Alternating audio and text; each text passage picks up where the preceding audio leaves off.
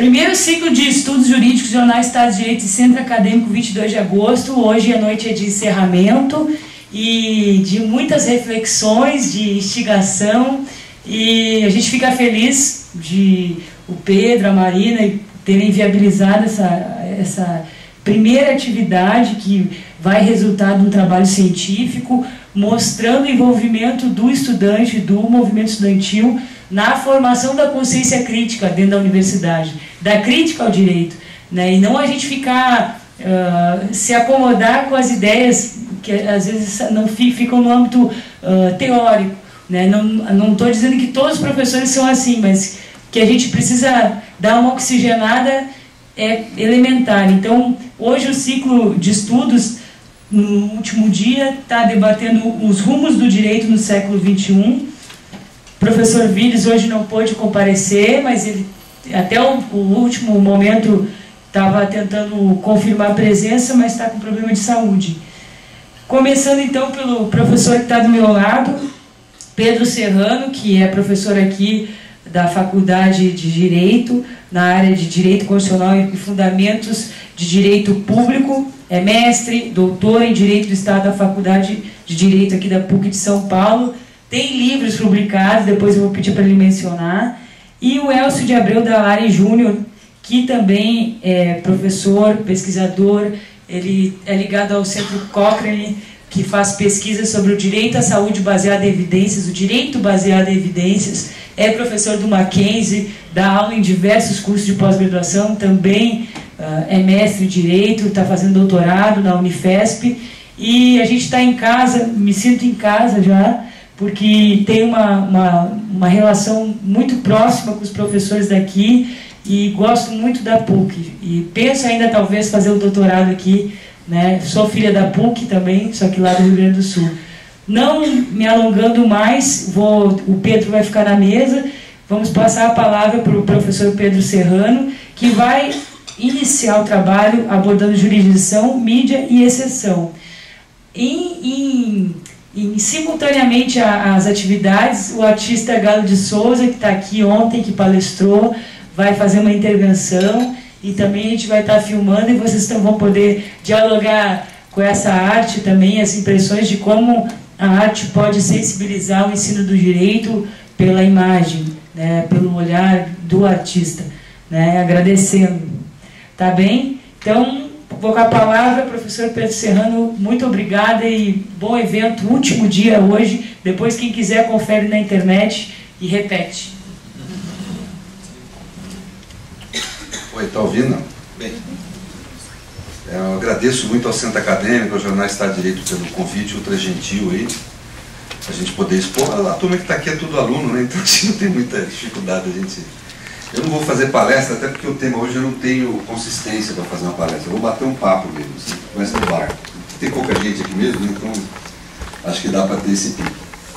E é um papo de bar mesmo, porque assim, é um tema que é muito novo, e que eu não me dediquei a ele com tanta profundidade ainda. Eu tenho mais assim, refletido, pensado livremente sobre ele. Mas me parece um tema ultra importante. A geração de vocês tem que cuidar dele, muito bem cuidado esse tema. Ele inicia por um conceito que eu acho fundamental. O Jorge Agamben é um fulano um italiano aí, que é filósofo e cientista político, filósofo político, também jurista, formado em Direito, a graduação dele em Direito. É um italiano, assim, ultra fashion. Você fala dele em mesa de bar, você come gente, fatalmente, assim. É um cara arrumado, assim. E ele é um sujeito que, ele vem numa linhagem de reflexão, vamos dizer, que recupera o pensamento de Carl Schmitt, em alguns dos conceitos de Schmitt, né? Schmitt é aquele cara conservador, ele é tido como o jurista do nazismo, né? Em certa medida tem razão, ele efetivamente se aliou com o nazismo, mas ele é muito mais foi um pensador, um jurista, católico conservador, eu diria que anti-iluminista, do que propriamente um pensador nazista em si. Ele criou um modelo teórico que eu acho que é extremamente interessante para dar sustentação para qualquer Estado autoritário, proto-fascista ou fascista que ocorra em qualquer circunstância. e tem argumentos muito inteligentes, e alguns desses argumentos, não da mesma forma que ele, mas alguns desses argumentos são inclusive usados por pessoas de linhagem de pensamento totalmente diferente. Na década de 80, em especial, o pensamento dele é resgatado, mas desde Walter Benjamin já enxergava, na Arendt também, outra pensadora que enxerga a importância do pensamento de Schmitt, independente da posição, vamos dizer, que ele esteja no espectro ideológico. Na década de 80, mais recentemente, ele é resgatado por muitos pensadores. Aqui no Brasil, o professor Willis, que infelizmente não está aqui, é um dos que resgatou aí uma parcela do pensamento dele. E esse H. é um fulano que usa algumas das categorias de Schmitt. Tem uma categoria de Schmitt que eu acho muito interessante. Essa categoria é o conceito de exceção. Schmitt começa a teologia política dizendo que soberania, para ele, essencialmente é a qualidade de declarar a exceção. Nós vamos entender exceção de uma forma bem simplista, mas que dá para começar a compreendê-la, como a suspensão de direitos. É o poder político em estado puro. Eu acho que o que Schmitt queria dizer era mais ou menos isso, quer dizer, você ter poder sobre alguém, no fundo, esse poder se manifesta de forma mais clara quando você tem poder sobre a vida dessa pessoa, sobre o corpo dessa pessoa, e essa pessoa não tem direitos a te opor. É o que Foucault vai ressignificar e tratar como conceito de biopolítica. O condão, o poder que um Estado tem, que um governo tem, de ter poder, inclusive, sobre a vida das pessoas. E sem reconhecer essas pessoas por alguma circunstância excepcional, sem reconhecer nela a titularidade de qualquer direito que limite essa soberania ou que limite esse poder que o Estado tem sobre a pessoa. Angabem começa um trabalho dele chamado Estado de Exceção, fazendo uma crítica ao direito público. Ele diz que o direito público até hoje não conseguiu desenvolver uma teoria sobre a exceção. E ele tem razão. E a gente precisa desenvolver. Eu não vou ficar aqui tratando teoricamente de tudo que eu basicamente já pensei sobre esse tema, é um tema para mim muito rico. Para falar sobre esse tema de uma forma científica, eu escrever sobre ele, eu precisaria estudar muito mais do que eu estudo, assim. Então eu não tenho muito saco já, estou com quase 50 anos. Então são mais reflexões que eu faço mesmo assim. Me preocupa esse conceito, em especial na América Latina. E hoje eu vou querer fazer uma reflexão mais específica. Não só sobre a exceção como categoria de uma teoria geral da política, né, mas como o poder judiciário como fonte da exceção. O poder judiciário como uma fonte não apenas do direito, mas o poder judiciário como uma fonte primária da manifestação e da imposição de exceção.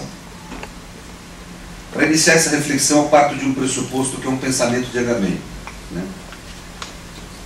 Que é de que ele identificou corretamente, na minha opinião, que nas democracias contemporâneas, ocidentais, as democracias europeias, a democracia americana, nós aqui, em todas essas democracias, de uma forma maior ou menor, com maior ou menor grau, você tem traços de Estado absolutista, de Estado de exceção, operando dentro, na rotina dessas democracias.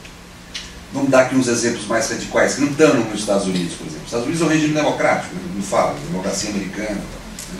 Mas está lá Guantánamo se manifestando como um traço de exceção, ou seja, de suspensão de direitos. Em Guantánamo você tem possibilidade de torturar, de tratar as pessoas sem os mínimos direitos que qualquer aprisionado dentro do território americano tem. Então, é uma pura manifestação de exceção. Os abrigos de Calais na França, para estrangeiros. Aqui no Brasil, o tal do BOP, né, que é o negócio do Capitão Nascimento. Né, quer dizer, eu lembro do filme, eu fico impressionado. Assim, eu gostei muito do filme, do primeiro. No segundo, achei meio bunda mole, meio assim, querendo agradar todo mundo. O primeiro é legal, porque ele mostra como é mesmo, né? Você vê o fulano lá, ele para pegar o traficante, põe o saco na cabeça de todo mundo, faz vomitar sangue, aquelas coisas assim, né? E é como rola mesmo, né? Quer dizer, então é agredindo a comunidade para tentar pegar o cara que eles acham que é o depositário da violência. Comete uma baita violência para se pegar o tal do traficante. Então, isso é uma manifestação pura de exceção. É o Estado se manifestando como manifestação política, como violência, com poder sobre a vida, sobre a integridade das pessoas, de uma forma bruta, pura, soberania pura, só reconhecendo essas pessoas como titulares de obrigação, nunca de direitos. Então é manifestação pura de exceção. Então a exceção, para mim, ela tem algumas características. Eu não vou saber dizer todas aqui, porque eu não estudei o assunto a fundo. Mas assim, algumas características eu sinto que estão presentes. Primeiro, a exceção é sempre uma manifestação de um poder puramente político. Ele não passa por intermediações de linguagem deontica, ou seja, ele não é um poder juridicizado. Segundo, como poder político, ele é sempre intrinsecamente absoluto, ele não aceita regulação e ele não se autolimita. E tem mais, ele não se autorreproduz. A exceção ela ocorre em um determinado momento histórico geográfico e ali se encerra, porque senão ela deixa de ser exceção. Ela passa a ser norma, a ser regra.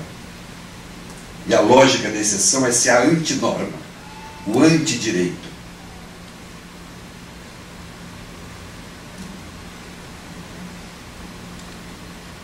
O que eu tenho observado aqui na América Latina é a jurisdição como uma fonte contemporânea, atual, de produção de exceção.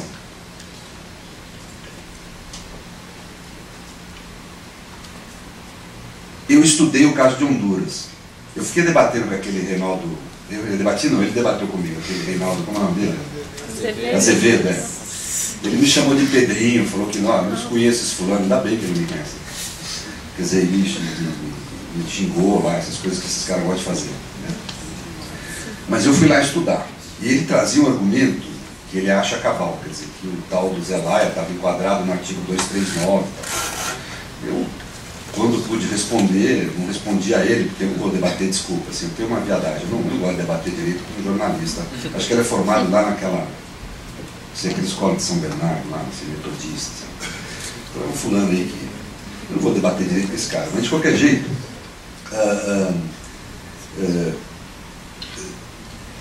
ele alegava lá que para ele era um grande argumento jurídico, um artigo da Constituição do Urênia. Obviamente ele não foi. E pior, o professor Damodalari apoiou esse argumento dele. O professor Damodalari, pelo menos, é honesto. Ele fala, lendo as notícias de jornal, eu acho isso. Se o professor Damodalari tivesse de ver os documentos do caso, iria ter chegado certamente a outra conclusão. Eu fui fazer isso. Eu tive vamos dizer, o esforço de ter entrado em contato com um colega lá de Honduras que me mandou a documentação, pareceres. Eu vi, por exemplo, que o presidente Zelaya não foi acusado desse artigo. Então, como norma penal, ele não é um dado juridicamente relevante. Ele foi acusado de outras coisas, e foi apeado do cargo por outras razões alegadas. Agora, o principal problema foi decretado o impedimento dele pelo Poder Legislativo sem qualquer direito de defesa. E o Judiciário declara a prisão provisória dele, o afastamento do cargo, de forma preliminar, sem direito de defesa. Mas ainda, vamos dizer, dentro de uma forma que pode se dizer regular, porque é dentro de um processo penal. Só que o que tem que acontecer nesse tipo de situação? O aprisionado tem que ser apresentado ao juiz, a ordem para que ele seja preso é apresentado ao juízo, para que possa realizar sua defesa. De forma totalmente contrária ao artigo específico da Constituição do Urênia, o presidente Zelaya foi capturado pelas Forças Armadas, que não era a autoridade competente para realizar aquela ordem, segundo a legislação do Urênia, e foi expulso do país.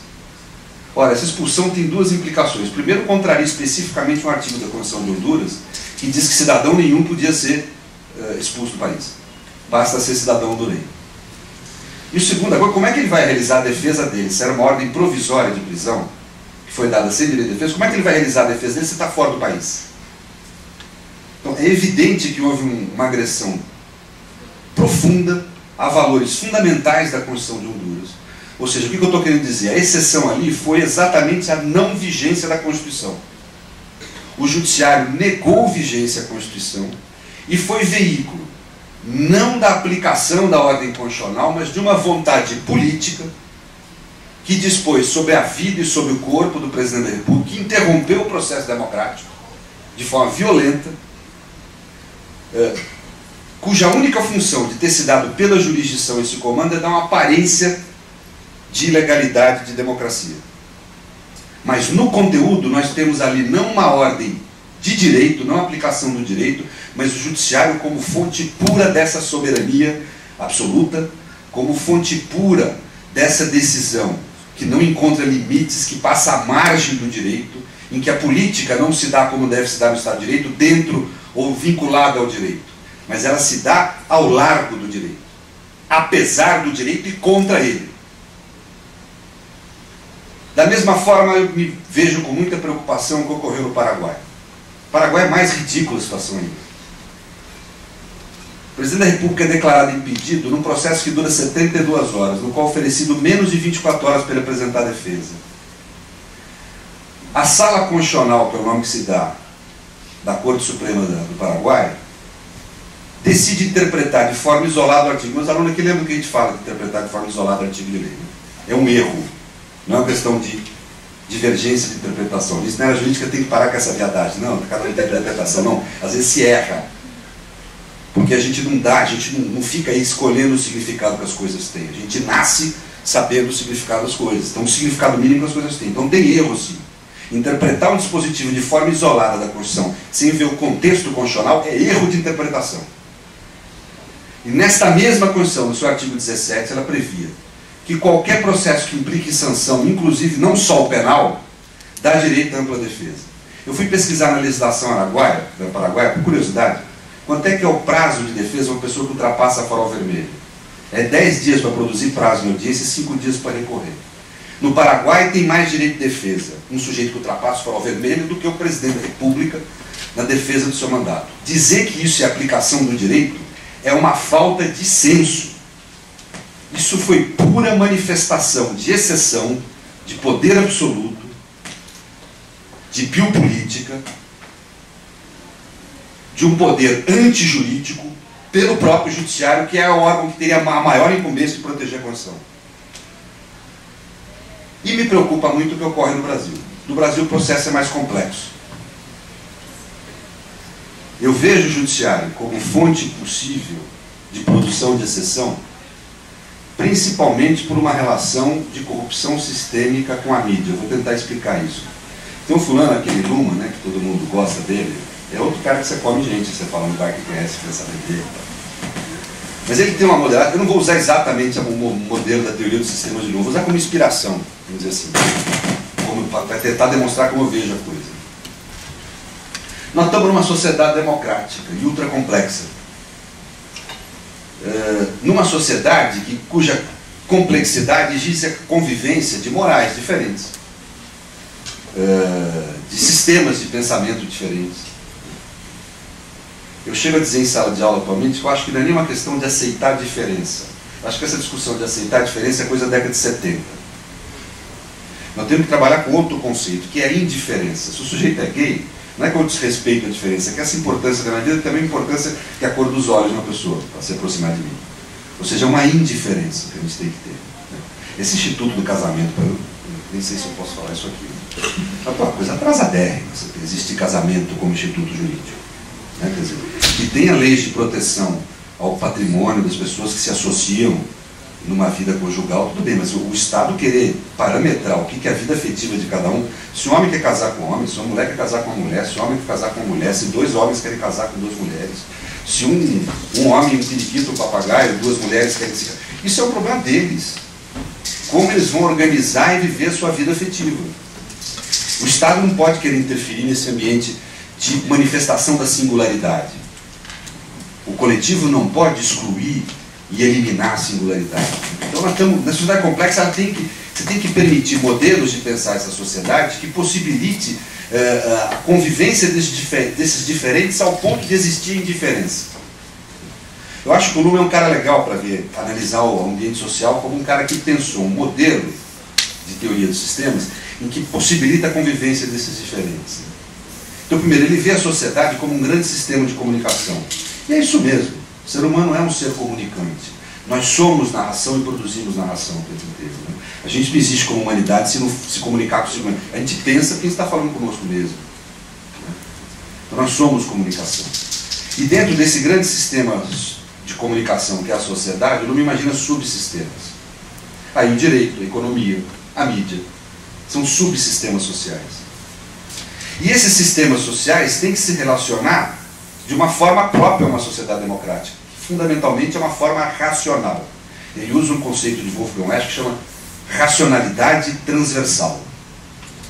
Ou seja, que é uma forma de você estabelecer conexões e relações entre os subsistemas de uma forma racional e equilibrada. Segundo ele, a característica de cada subsistema é que todo subsistema é sempre aberto, semântica e pragmaticamente. Mas ele é fechado em termos lógicos. Ele é autônomo em termos lógicos. O direito tem uma lógica própria, diferente dos outros subsistemas sociais. Ele tem uma lógica do lícito e ilícito. A mídia tem uma lógica própria, da notícia e não notícia. A economia do ganho não ganho. Ele sempre enxerga uma lógica binária. Eu acho isso interessante, porque sintetiza, pelo menos, essa ideia de que você tem uma lógica própria em cada ambiente comunicativo da sociedade, e essas lógicas têm que se respeitar entre si e se relacionar de uma forma racional. Ele enxerga que a racionalidade, ele chama de acoplamento estrutural, né? Parece uma coisa de engenharia, né? Mas ele enxerga que a racionalidade nesse acoplamento estrutural, nesse contato entre os subsistemas, quando eu tenho um determinado ato ou fenômeno social que satisfaz a lógica de ambos os subsistemas que se relacionam, de todos que se relacionam. Então, por exemplo, um plano econômico, ele é uma manifestação jurídica, porque ele é uma lei. Mas, ao mesmo tempo, ele é uma manifestação do subsistema econômico. Para ele ser racional, ele tem que ser eficiente na lógica da economia, do ganho não ganho, e, ao mesmo tempo, válido, juridicamente válido. Ora, na minha opinião, quando o sistema midiático, o subsistema midiático no Brasil, se relaciona, ou tem se relacionado com o subsistema jurídico, ele tem tendido a produzir dentro dos tribunais, no ambiente que deveria imperar a lógica do lícito e ilícito, a lógica do direito, ele tem tendido a produzir uma subversão nessa lógica. A lógica da notícia ou não notícia vale mais do que a lógica do direito. E, nesse sentido, passa a fazer do judiciário uma fonte de exceção. Todo mundo aqui estuda processo, né? Estudou, claro. Os senhores lembram que a característica do processo no Estado de Direito é que eu entro como réu nesse processo sem saber o resultado. A característica dos inquéritos stalinistas, a característica dos processos de dizimação de Hitler, das vezes que tinha inquérito nos governos nazistas, a ideia de inquérito e processo no Estado autoritário é onde o sujeito entra sabendo qual é o resultado. Ele entra no processo sabendo se ele vai ser considerado culpado ou inocente. Ora, esse contato em que a lógica da mídia invade a lógica do direito e elimina ela no ambiente que ela deveria imperar, Luhmann chama de corrupção sistêmica ou operacional, depende do caso. Mas, de qualquer forma, você tem ali a presença de uma exceção, onde o direito é excluído, né? Você pode ter a presença ou não nessa corrupção operacional sistêmica de uma exceção. Quando que você vai ter presença de exceção nessa corrupção sistêmica, onde a mídia supera o direito dentro do tribunal? Quando essa superação se der por uma vontade política, que seja uma vontade política que queira se impor de forma absoluta, que não passe por dentro da regra e que não se reproduza, que não se autolimite. Para mim, é o que hoje nós corremos risco de ver, eu sei que a maioria vai discordar, no caso do mensalão. É um caso em que as pessoas sabem qual vai ser o resultado antes desse processo terminar. É um caso que está às abertas e publicamente se realizando fora do direito e contra ele. Porque eu não posso admitir a existência na mais alta corte do país de um processo em que eu sei o resultado hoje. Um processo que é parametrado mais pela televisão e pela mídia do que por qualquer critério próprio da ordem jurídica. É pura exceção. Nós estamos assistindo de público e com a comunidade jurídica absolutamente quieta e servil a uma manifestação clara de exceção vindo do Poder Judiciário. Nós estamos com esse perigo hoje na sociedade. Tem muita gente que fala, pô, mas é legal. Tem uns amigos meus que falam, pô, é legal no fundo, porque estão produzindo exceção, mas é para crime de rico. Então é legal, corrupção é crime de rico. Não é verdade. O próximo rico que tiver no tribunal vão arrumar uma razão para não reproduzir os critérios dessa decisão do mensalão. Porque a característica da decisão de exceção é que ela não se reproduz. Porque ela implica, se ela se reproduzir, ela vira nova norma. Nós temos um novo poder constituinte originário. Podemos passar a ter um Estado autoritário no Brasil, mas temos um Estado regrado. Eu não estou enxergando isso. O que eu estou enxergando é uma operação cirúrgica da elite brasileira. Ela está operando para tentar produzir um resultado político, num caso que deveria ser jurídico, inspirado por uma vontade política de insatisfação com a hegemonia que hoje você tem a nível governamental no país. E eu não estou querendo dizer que é certo ou errado a hegemonia que tem, mas há uma insatisfação nítida de setores da elite com essa hegemonia. E essa insatisfação tem se veiculado pela mídia, que é um aparato de comunicação dominado por meia dúzia de famílias, essa é a realidade. É um grande problema que tem na democracia brasileira.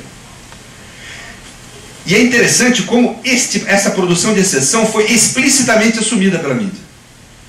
Ela propôs de público que a decisão do mensalão, do caso da ação lá, nem lembro o número, para mim mensalão, né? Sei que é errado, o pessoal fala mensalão, mas é a realidade, não ficou conhecido. Que a decisão do mensalão fosse produzida, que o Supremo é um órgão de decisão política, e que ele produzisse a decisão ouvindo o povo, de uma forma política. Ora, o que eles chamam de política, vamos tentar identificar o que eles chamam de política. Uma decisão judicial é ser política, é óbvio. Trata-se de uma manifestação do Estado com o uso legítimo da violência. Então, é óbvio que é uma manifestação política. Mas o que a mídia chamava de política? Uma decisão que se realizasse sem levar em conta o processo e as normas do processo. Uma decisão que levasse em conta a emoção do povo, produzida por ela, a mídia. Não que levasse em conta a opinião pública, mas a opinião publicada. Aquela opinião que chega aos grandes jornais e à grande televisão. Ou seja, o que ela quis, ela chama de político, é expressamente o pedido de uma decisão de exceção. Uma decisão que não leva em conta o direito, que não leva em conta o processo, que não leva em conta a ordem constitucional, leve apenas em conta a vontade política de realizar, de botar uma derrota na imagem histórica do que foi o governo Lula. Não estou dizendo que ele deve, ele merece ou não essa pecha. Mas efetivamente o que se quis ali, o que se quer é realizar uma operação política e não aplicar o direito. E isso pode ser visto na postura dos ministros, de cada um deles. A natureza dos argumentos, absolutamente contraditórios com a própria jurisprudência do Supremo. Desde a decisão de não dividir o caso lá, até aos fundamentos dos votos. E a categoria, a classe jurídica, os nossos colegas, ficam quietos perante isso. Não é a questão de defender ou não esse ou aquele agente político, esse ou aquele figura da política. A questão é de denunciar claramente que no Brasil hoje está se permitindo a produção de uma exceção.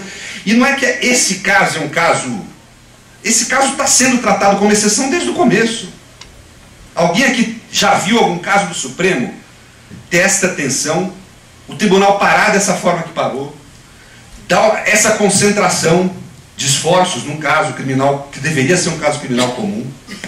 O argumento da mídia é ridículo. Como corte constitucional, o Supremo deve decidir politicamente. O Supremo, neste caso, não é corte constitucional. Ele é uma corte criminal. O Brasil não é Europa. Nós não temos o Supremo. O Supremo aqui é vinculado à jurisdição. É um órgão da jurisdição. Ele não é uma corte constitucional superior aos demais poderes do Estado. Ele não é isso. É só ler a Constituição. Ou seja, o que nós estamos vendo no Brasil hoje, isso me parece muito perigoso, é o judiciário, é exemplo do que houve no Paraguai, do que houve em Honduras, em situações obviamente muito diferentes. O nível de agressão à democracia e à ordem jurídica no Paraguai e em Honduras foi muito maior do que o que está vendo aqui. Mas é a mesma natureza de operação, é o judiciário servindo como fonte de exceção, como não aceitação do resultado das urnas, como contradição majoritária, não com fundamento na Constituição, é com fundamento numa vontade política. E tem mais, sou capaz de apostar aqui meu diploma, uma decisão que não se repete. Esta decisão não vai servir de nova fonte normativa. Eu tenho certeza que quando Daniel Dantas for julgado, os fundamentos vão ser outros. Vão falar que tem uma especialidade no caso dele. Quando o Mensalão Mineiro for julgado, vamos falar, vai prescrever, vai acontecer alguma coisa. Eu tenho certeza disso. Essa decisão não vai se reproduzir. E ela não vai implicar em autolimitação da jurisdição.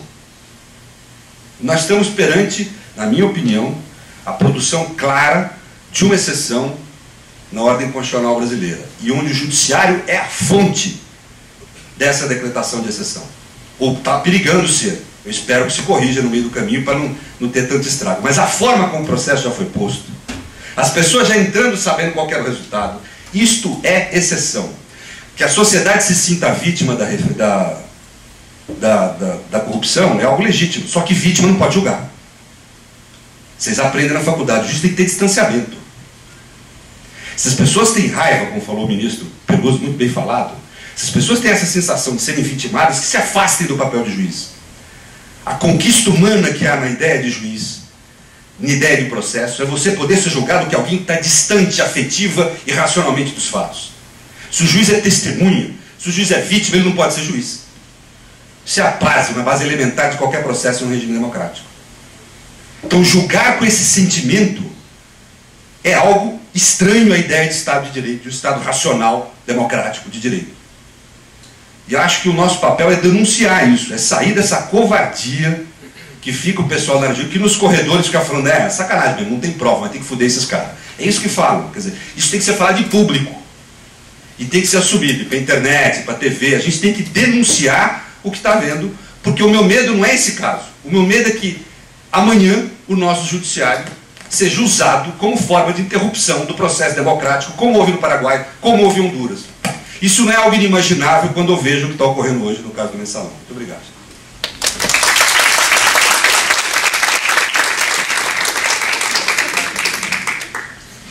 Bom, agora o professor Elcio Dallari vai falar, e o tema da palestra vai ser Estado e Sociedade, Paradigmas de Articulação Social para a República. Boa noite a todos.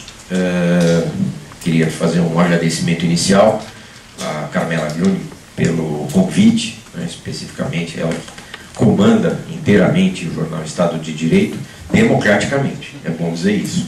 É que ela realmente é muito hábil, né? Tanto o jornal escrito quanto o site dela tem extrema qualidade. Então, todas as vezes que ela faz algum tipo de convite, eu aceito de bate-pronto. E também ao Centro Acadêmico, 22 de agosto. Um prazer vir aqui, eu diria, novamente a PUC. Não é a primeira vez que eu venho falar aqui na PUC. E gosto sempre de destacar isso. Na verdade, eu estou voltando para casa. Não é que eu me sinto em casa, aqui é minha casa. Eu saí desses bancos aqui também. Fui aluno da PUC. Filho da PUC. Me formei há 20 anos atrás. Já sou professor há uns 15 anos. E, obviamente, tenho sempre um carinho especial com relação à minha origem. Então, aqui eu também venho para bater um papo com os membros da mesma casa. Aliás, é sempre a melhor maneira. Eu, pessoalmente, não gosto de uma aula professoral, de maneira arcaica, tradicional. O importante é que haja sempre um aproveitamento de todos, em qualquer aula, exposição, palestra, o evento que for. E gostaria também de iniciar aqui a minha fala parabenizando o professor Pedro Serrano pela maneira brilhante como expôs a sua visão.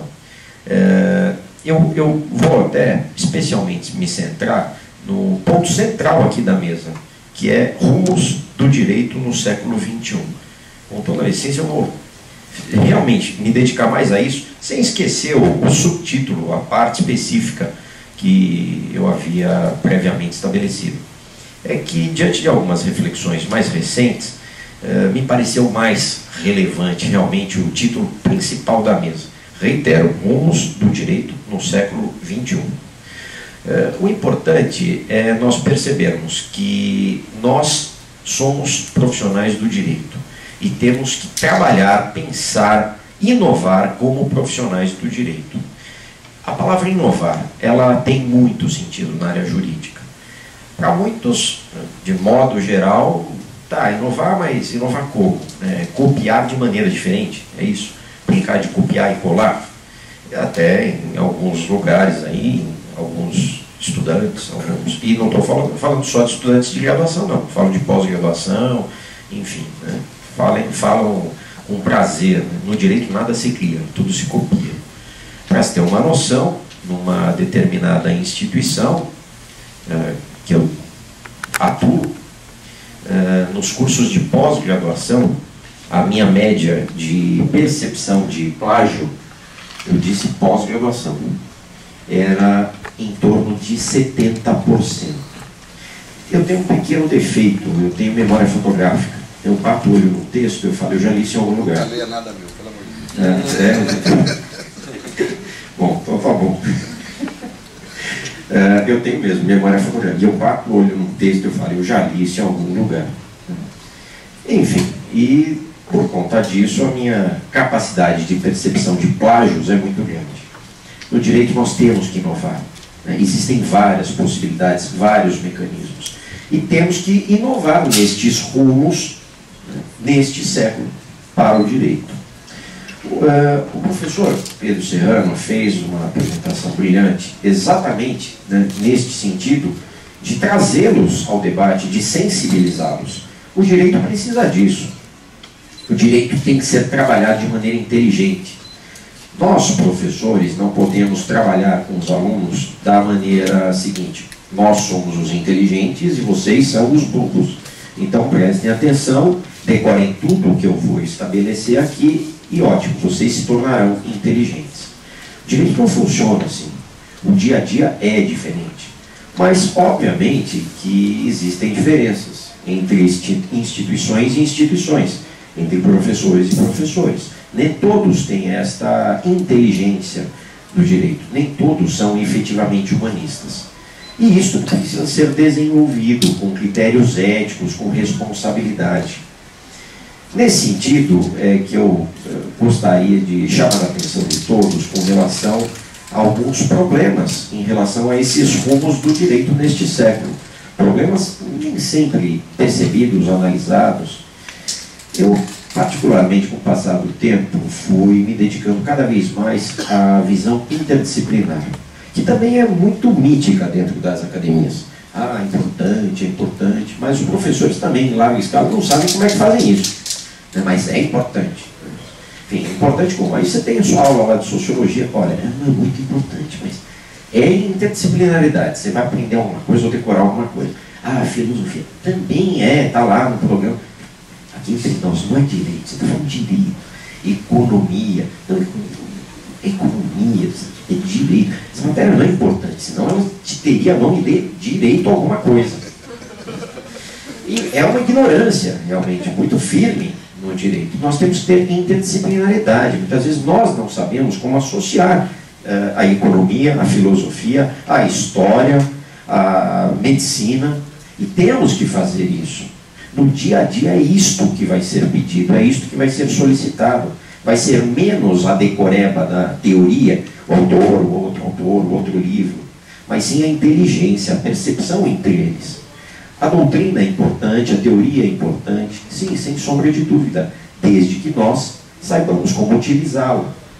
Teoria não é importante apenas para passar na prova. Eu decoro, leio o máximo e passo. E falando entre professores, também não é a teoria algo importante apenas para dizer, olha, eu conheço mais teóricos do que você, este eu conheço, você não conhece. Parece troca de figurinha, quem conhece mais. Então é muito comum em mesas de debate, os professores ficarem, às vezes, querendo aparecer mais com citações e mais citações. Eu tenho uma péssima memória para isso, então não me arrisco. Talvez eu cite alguma música, algum compositor brasileiro, é mais fácil. Música eu guardo bem, mas, enfim, cada um tem seu jeito, sua metodologia. De qualquer maneira, o objetivo tem que ser o mesmo, é o aprendizado. E este, volto a dizer, é o meu ponto de atenção em relação aos rumos do direito. Eu vou o tempo inteiro marcar esta temática, porque existem vários problemas. Nós temos que conhecer, portanto, a teoria, e eu diria as teorias. Não podemos, eu falo entre professores aqui, não podemos relegar os alunos à ignorância, falando, olha, você vai ler o meu livro. Se você não ler o meu livro, você não sabe nada. Nas academias, inclusive no direito, nós temos que trabalhar ciência. Ciência não é feita só com uma linhagem, só com uma visão. Nós temos que ter visões múltiplas, até mesmo para saber criticar e dizer, este é ruim, este eu não gosto. Os professores muitas vezes têm esse vício. Eu imponho os que eu gosto, principalmente o meu livro, e os outros nem pensar. Entre academias existe isso. olha, aqui na nossa academia só podemos citar professores desta academia. Professores da outra são abomináveis, lá são todos ruins, nenhum presta. Será que é isso mesmo? Existem algumas proteções dentro das academias, isso tem que ser quebrado. Nós temos que, portanto, conhecer as teorias. Nós, professores, temos que expor as várias teorias e identificá-las de maneira crítica, aceitando também o feedback dos alunos. Eu fico horrorizado quando eu vejo alguns colegas que fazem questão de ler a própria aula. Eu fico horrorizado. Não sei se isso já aconteceu com vocês em algum lugar, enfim. Né? O professor, ele chega, senta, abre o livro, o caderno, a anotação dele e lê, nem olha a cara dos alunos. Deu horário, ele fecha, vai embora. Ele não está nem percebendo se os alunos estão entendendo, não estão entendendo, estão gostando, não estão gostando. E se for para ler, eu leio em casa. Não preciso estar ali, né, assistindo ele ao vivo, fazendo uma leitura. Os professores têm que ter maior inteligência também com relação a isso. E fazer uso de novas metodologias. Conhecer pedagogia. Este é um ponto de preocupação sobre estes rumos do direito. Aqui entre nós, né? Será que muitos professores do direito leram pedagogia? Falam, ah não, mas eu não preciso saber pedagogia, eu sou professor de direito, eu tenho que saber direito. Ah, ok, você vai dar aula e não precisa saber pedagogia. Metodologia. Metodologia serve para quê? Eu já sei. É para fazer o trabalho final da faculdade. Só. Isto é metodologia. Será que isso é metodologia científica? Isto é uma academia. Deve ser objeto aqui o cuidado, o vislumbre da produção científica. Com metodologia. Não algo aleatório. Algo que seja útil. A teoria dos livros, a teoria produzida nas academias, e as academias têm que ser vivas, ativas, proativas, deve servir para a prática, para a realidade. Eu também fico horrorizado com situações, eu passei por isso, né, ao longo da minha formação, onde professores se preocupam exclusivamente com o aspecto teórico, mas não conhecem a prática.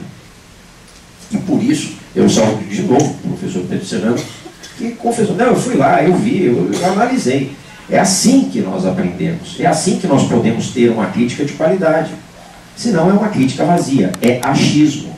Achismo não tem espaço no direito. Volto a dizer, nós somos cientistas numa área específica.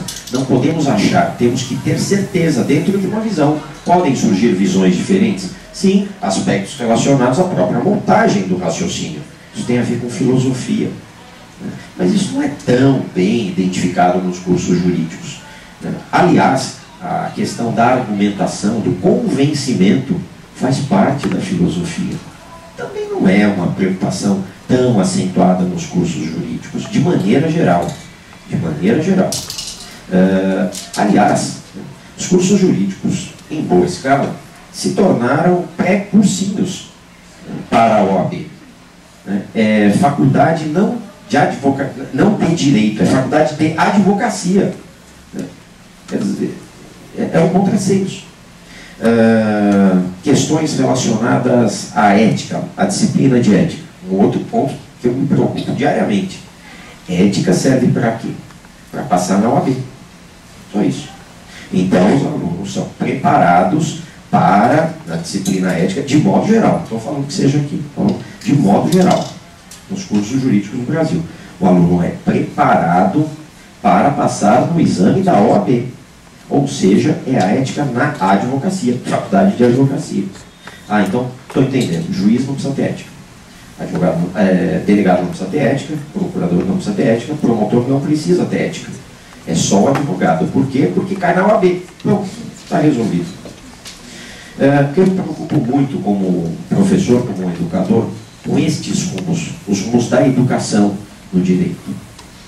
Me preocupo a partir do instante em que eu, como disse aqui, gosto de trabalhar com esta interdisciplinaridade e passei a me aplicar mais no alcance, no acompanhamento de alguns dados específicos sobre educação.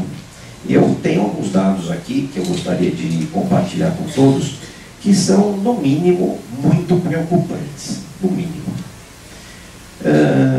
Vou usar dados aqui relacionados ao CNJ, um conselheiro do CNJ, me fugiu o nome dele agora aqui, que há pouco tempo aí deu uma entrevista, isso pode ser localizado, acredito eu, facilmente na internet, para aqueles que duvidarem de mim, né? Bom, na internet vocês vão achar isso daí. Ele fez uma identificação numa entrevista do número de faculdades de direito que existem no Brasil. Alguém sabe me dizer quantas faculdades de direito existem no Brasil? Mais de 1.000, né? Ela já chegou perto ali. 1.400. Não, são 1.240 cursos de direito. 1.240 cursos de direito. Portugal tem mais ou menos 20 cursos. Então, mas Brasil, Portugal. Então tá, 20, 1.240. Entendi. Alguém sabe me dizer, Brasil tem 1.240 cursos, alguém sabe me dizer quanto o resto do mundo tem de cursos de direito, faculdades de direito? 1.100. 1.100. É assustador isso. Quer dizer, no Brasil temos mais faculdades de direito do que no resto do mundo. Sim. Rir para não chorar, porque é um mercado para lá de concorrido. Fica bom para a gente vender livro. Meus livros ninguém lê, porque eu já produzo cientificamente, está mais bom assim para servir de cálcio da mesa do pai. Nunca ficou livro sério. Bom, eu tenho eu gosto de produzir artigo, que é mais dinâmico, é mais rápido, e só que o livro também é fininho, porque eu gosto de produzir artigo, é estilo. Né? E confesso, é jeito. Não invejo colegas que produzem tijolos. Né? Enfim, é o jeito, é o gosto. Enfim, cada um tem o seu jeito. Realmente não critico, é gosto mesmo. Enfim. Um outro dado também interessante, né, eu vou dizer, é rir para não chorar. Né, porque se são tantas faculdades assim, como é que é o mercado de trabalho? Óbvio que das 1.240 faculdades de direito no Brasil, nem todas têm a mesma qualidade. Né? A qualidade é totalmente discrepante. Mas vamos aos números com relação a advogados inscritos. E aí eu trago dados do Conselho Federal da OAB, são dados de 2010. Eles também fizeram uma análise e identificaram que o Brasil está em terceiro lugar no mundo com relação ao número de advogados inscritos, né, nos seus quadros oficiais. Em primeiro lugar, vem os Estados Unidos, medalha de ouro para eles, por enquanto. Os Estados Unidos têm pouco mais de 1 bilhão de advogados inscritos. Bilhão não, deixa eu ver, não, é milhão, desculpe, eu já estou me perdendo, são 8 zeros. Em segundo lugar, medalha de prata, vem a Índia, com pouco menos de 1 milhão. O Brasil, né, dados de 2010, vinha com pouco mais de 700 mil advogados inscritos. E este é o mercado de trabalho. A advocacia. Mas tem mais. Né? Fala, bom, esses são só os inscritos? Sim. E existem dados que apontam que os não inscritos, inclusive aqueles que estão tentando, né, muitos estão tentando se inscrever, porque já passaram pela faculdade, mas estão ainda tentando, né, obter a famosa carteirinha da OAB e não chegaram lá. Né? Dos não inscritos, o número é de 3 milhões. 3 milhões. Já vi que menos gente sorriu agora. E o número de estudantes nas faculdades de Direito no Brasil, algo em torno a 4 milhões. Agora ninguém sorriu. Esse é o futuro do direito no Brasil. Preocupante. Não temos nos inúmeros cursos, de modo geral, tanta qualidade, a qualidade é infinitamente abissal. Nós vamos ter um mercado de trabalho extremamente concorrido, com profissionais preparados de maneira extremamente desigual. Temos, obviamente, também instituições públicas e privadas, né, tendo este tipo de formação, faculdades públicas, faculdades privadas. E uma outra reflexão, né, é a questão ligada ao próprio preenchimento das vagas nas faculdades públicas. Será que esse preenchimento atende os critérios de justiça, de democracia, ou justiça é só o nome de uma estátua que alguém deu lá, que eu não sei nem porquê, né? Não, nós temos que fazer efetivamente a justiça acontecer. Temos que refletir todo o modelo educacional. A reflexão deve ser muito profunda. Esses números já chamam a atenção para isso. Nós temos que perceber que o mundo lá fora, da prática, é outro. Muitas vezes nas academias trata-se apenas teoricamente. Você faz um desenho de uma situação jurídica como se fosse perfeita. Fala, tá vendo? É assim que funciona. Aí você vai lá para fora e a prática é outra. E para muitos é assim mesmo. Ah, mas é assim, aqui é teoria mesmo e lá fora é prática. São mundos distantes. Seria uma imbecilidade a gente fazer um curso de 5 anos que não vai servir para nada lá fora. Olha, vamos aprender um inglês aqui, né, nessa escola. E aprende o inglês, aí você vai para um país de língua inglesa e... Ah, não, aqui o inglês é outro, é de outro jeito. Então, o que adiantou? Não vai funcionar. Nós, das academias, temos, e não só professores, alunos também, temos que nos preparar para uma atuação realmente prática. Nós temos que ter uma democracia em sala de aula. Falamos muito em democracia. A democracia é importante, falamos de boca cheia. Isso é fundamental, isso não adianta. Mas como você quer fazer uma pergunta para mim? Não, não pode. Como é que você se apega a fazer uma pergunta para mim? Não admito isso. Então o professor muitas vezes ele devolve também ao aluno uma situação constrangedora, impedindo a prática democrática. Fala-se muito, pratica-se pouco. É preciso haver ética, responsabilidade, humanismo, seriedade, critérios, e precisamos melhorar as metodologias relacionadas à prática em sala de aula.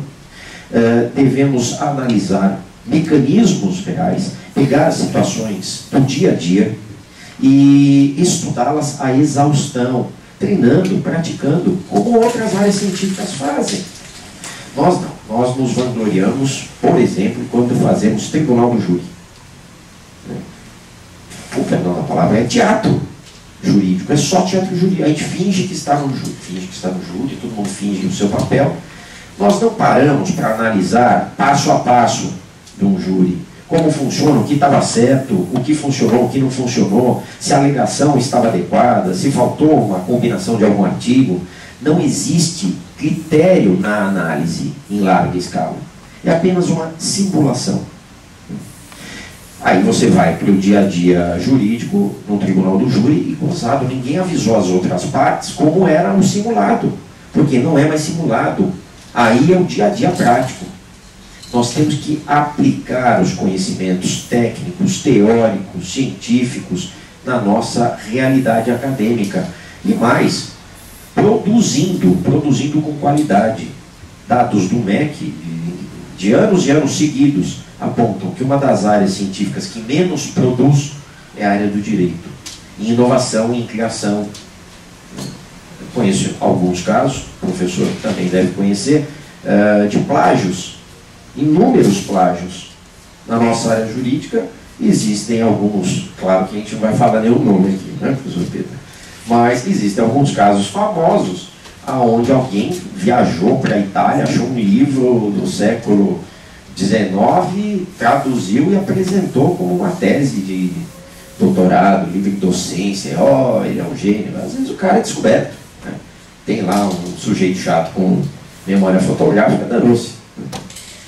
Enfim, nós temos que melhorar esses mecanismos. Temos que trazer outros. Temos que trazer inovações, avanços tecnológicos.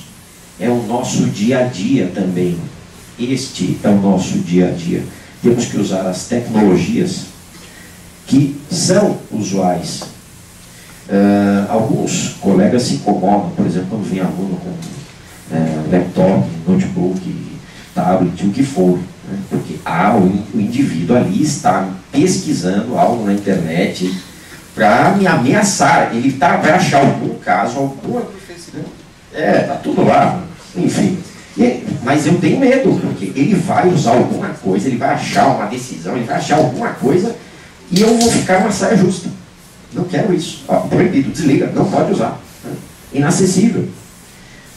Essa não é a realidade. A realidade é cada vez mais trazer a tecnologia para dentro da sala de aula, onde os alunos vão analisar, pesquisar a realidade o tempo todo. Não é, olha, aqui você não pode mexer, mas lá na sua casa você pode fazer o que você quiser. E, obviamente, também deve haver um comprometimento por parte dos alunos, né? Não, estou pesquisando, tá? E aí fica lá no Facebook o tempo inteiro batendo papo, mandando foto, enfim. Aí não adianta. É preciso um comprometimento. A minha preocupação nestes rumos do direito no século XXI é nesse sentido.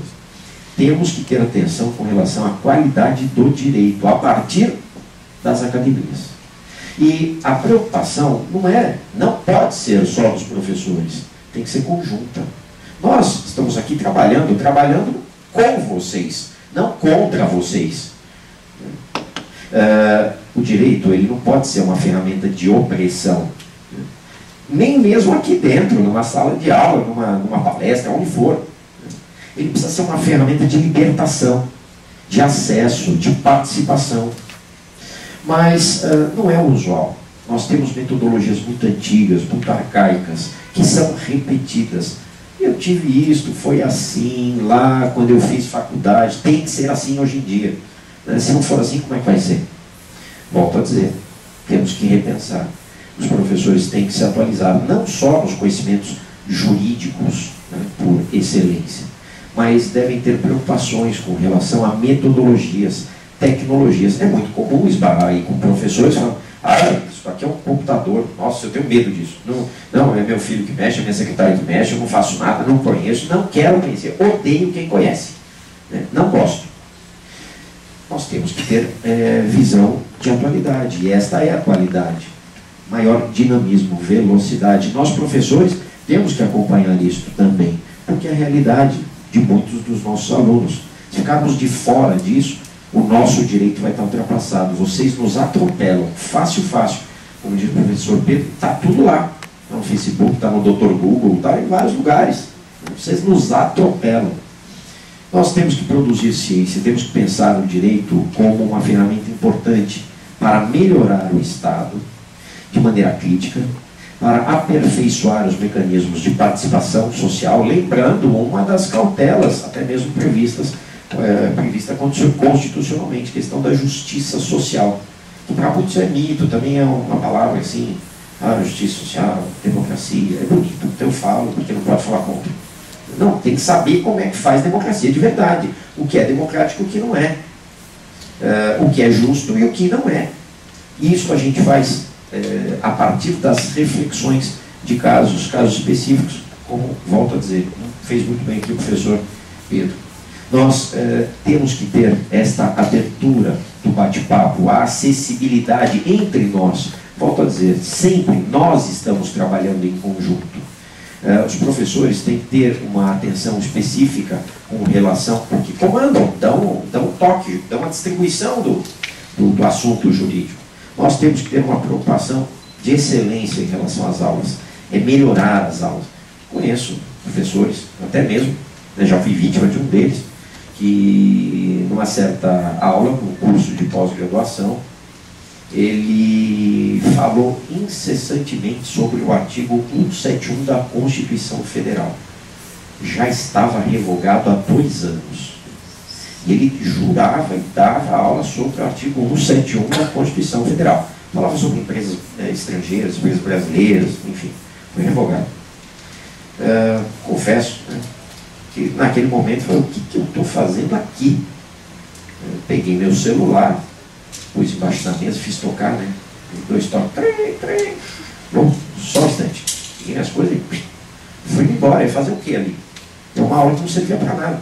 Né? E ainda Eu fiz uma pergunta, outro colega fez pergunta, no sentido, né, de identificar, olha, mas isso acontecia, acontece. Porque você também não pode virar e constranger um professor renomado, com uma certa idade.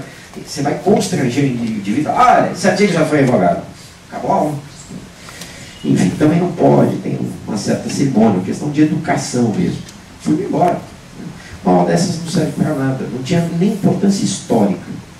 Nós temos que ter a atualidade nas nossas aulas. Metodologia faz parte das aulas, sim, começo, meio, fim. Uma aula tem que estar ligada na outra. Avaliação não é apenas atribuição de uma nota. Tem histórias aí mitológicas de alguns colegas que, na hora da correção de provas, não sei se o professor Pedro já ouviu isso, mas alguns colegas que, na época de distribuição de notas nas provas, né, eles vão para a escada da casa deles, jogam um maço de provas, e aí tem o degrau do 10, o degrau do 9, o degrau do 8, o degrau do 7. Tem também alguns professores que não corrigem as próprias provas. Aliás, tem professor que não faz a própria prova. Como é que fica isso? Ele deu as aulas, ele não faz a prova, e também não quer mostrar a prova. Não, você quer ver o quê? Você está duvidando do quê? Sua nota, por quê? Você está duvidando? Você está desconfiando de mim? Acaba coagindo o aluno. Nós temos que ter liberdade nesse processo. Liberdade é outra palavra. Nesse processo educacional. A avaliação não é uma ferramenta de tortura por parte dos professores. A avaliação serve para quê? Para eu pegar a minha prova e dizer o que eu acertei e o que eu errei. O que eu errei, errei por quê? Entendi. Agora que eu entendi, provavelmente não vou errar mais. O professor deve estar atento com isso. E, obviamente, que nesse sentido, rapidamente, nós temos que pensar em mecanismos de avaliação, não apenas numa data específica, não apenas no final de um semestre. Quer dizer, o aluno pode arrastar as aulas, acompanha mais ou menos, aí quando chega na beira da prova, ele vira a noite estudando para compensar, para fazer a prova. Ou seja, é para passar na prova, não é para aprender. O processo de avaliação deve servir para os professores e para os alunos se autoavaliarem, falar o que eu aprendi, o que eu não aprendi, o que está errado, como é que eu conserto. E isso tem que ser constante, não pode ser só num único momento. A tendência é, vamos dizer, a utilização de novas tecnologias. Aulas utilizando ferramentas como esta aqui, um computador, onde o aluno vai atuar de maneira participativa. Existem vários mecanismos, né? Questão da educação à distância, por exemplo, que alguns imaginam, a educação à distância é uma bobagem, porque é o professor que grava uma aula específica e aí aquela aula fica passando. Né? Não é isto. Né? Educação à distância envolve outros mecanismos. Quem tiver depois curiosidade, eu recomendo, né, pesquisar Web 2.0, né? Educação 2.0, são terminologias novas que apontam que novos mecanismos, é avaliação aula a aula, e até mesmo utilizando essa educação à distância. Então, o aluno assistiu a aula e ele tem que fazer uma prova relacionada àquela aula. Tem mecanismos de controle e de acompanhamento, até mesmo para o professor, onde o professor vai poder ver o que a turma entendeu, o que a turma foi bem e o que a turma não aprendeu. Às vezes a falha foi minha como professor. Neste ponto, eu não fui tão feliz, não consegui dar o desenvolvimento adequado. O processo educacional envolve a todos, professores, alunos. Nós temos que entender que as discussões relacionadas ao direito não podem ficar apenas no aspecto teórico, devem envolver a prática. Prática relacionada até mesmo às metodologias em sala de aula. A partir disso, nós vamos conseguir rumos melhores. Formaremos profissionais melhores. E, obviamente, colocaremos em xeque os cursos de baixa qualidade. Porque aí vai ficar cada vez mais nítido quem é bom, quem não é, o curso que presta e o curso que não presta. Nós estamos, isso falo com total tranquilidade, né, numa das melhores instituições do país, em vários cursos, e inclusive em direito. Tem muita diferença nisso? Tem. Fazendo um paralelo com outros indivíduos que obtêm também o mesmo certificado, né, não da mesma instituição, mas bacharel em direito. Mesmo tipo de certificação. valemos a mesma coisa. Ambos tiram a carteira da OAB, valemos a mesma coisa. Mas, no dia a dia profissional, obviamente que não fazemos a mesma coisa. E muitas vezes vão sair muito mais problemas do que soluções. Direito não serve, não pode servir para trazer mais problemas. Tem que trazer soluções. Existem muitos aspectos críticos. Aspectos críticos com relação às instituições públicas, às instituições privadas. E gostaria de deixar uma última reflexão aqui, eu não sei o tempo específico que eu tenho, mas uma última reflexão, até para que vocês participem aí, no seguinte sentido. Hoje em dia, de modo geral, as universidades públicas, os vários cursos, elas acabam, obviamente, investindo nos alunos. Existe uma estimativa média de quanto se investe num aluno numa universidade pública. A estimativa é entre 18 mil e 20 mil reais, né, no aluno. E depois o aluno sai dessa instituição, né, fez o curso o tempo inteiro, sem pagar nada, depois ele sai e vai para o consultório dele, para o escritório dele e ganha o dinheiro dele.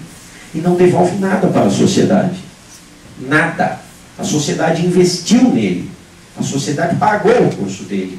Mas ele não reverte nada para a sociedade. Será que isto é democrático?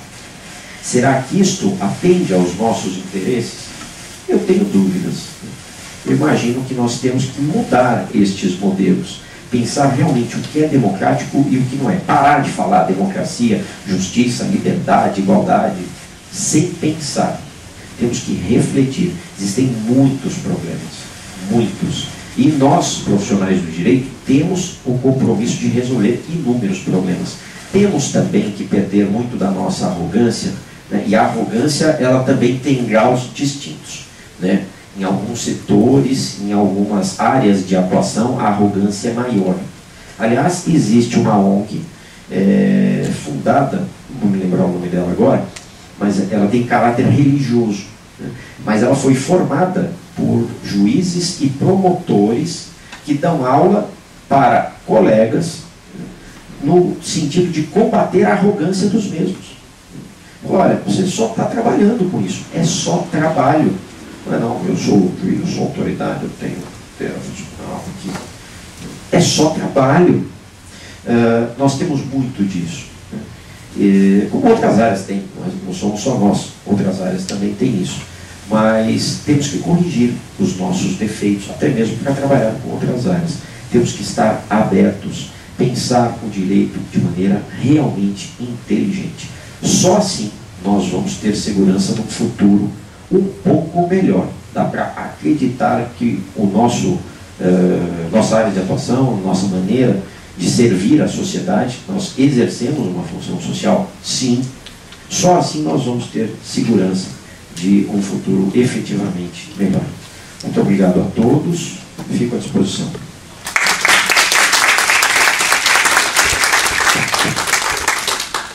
Eu gostaria de agradecer aos professores, professor Pedro Serrano, professor Elcio Dallari, por terem aceitado o convite, vir compartilhar aqui com a gente essas reflexões muito preciosas. E agora vamos abrir para um debate.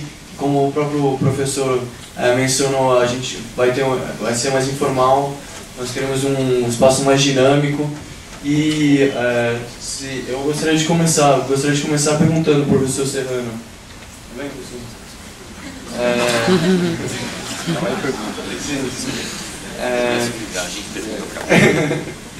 O mundo ocidental, depois da Segunda Guerra Mundial, ela confiou um papel muito grande ao judiciário e às cortes constitucionais, como proteção dos arbítrios, dos mandos do executivo, do legislativo, através de mecanismos como as cláusulas pétreas e a proteção dos direitos fundamentais, o judiciário como guardião da Constituição, mas sobremaneira dos direitos fundamentais.